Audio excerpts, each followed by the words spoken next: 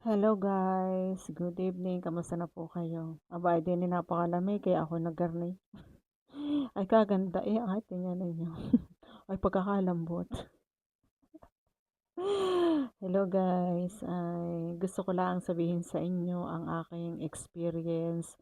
Bakit nga ba nababa ang ating earnings sa ating mga dashboard? Yon. Ang para sa akin po ay masasagot ko po dyan ay kasi dapat po tayo ay consistent po sa ating pag-upload at saka dapat po lagi po tayo nakikipag-engagement. Yun ang sinasabi ng iba na content creator na engagement is the key. Yun po ay napakahalaga. Kaya kung mataas ang iyong distribution, ay malaki po ang maiibigay na earnings. Ngayon, kung halimbawa at ikaw ay hindi nakipag-engage, yun po ay binabawi. Yun po ay para sa akin po yun, kasi po ay katulad ko na ako ay nandito sa ibang bansa. Ako ay tutulog, bibisitahin ko muna yung aking dashboard, yung aking earnings, di okay pa. Ngayon, pagising ko sa umaga, malaki na po ang nabawas niya. Yun. Kasi po, syempre late po kami dito ng 6 na oras, walang upload. Syempre, ikaw ay tulog, hindi ka makakapag-engage. Ayun, eh talagang kinukuha po.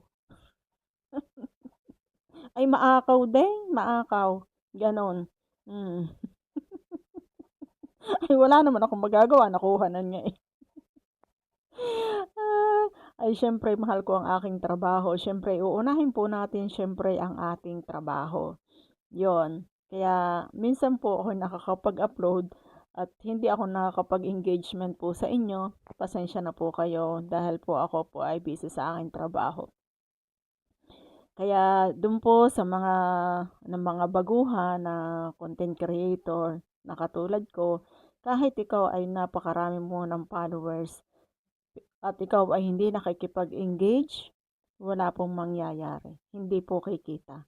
Yun po ay base po sa aking experience. Kaya naman, engagement is the key, guys. Yun lang. Para po ikaw ay kumita dito. Yun lang, guys. Bye. Thank you so much. Like, follow, and share. Thank you.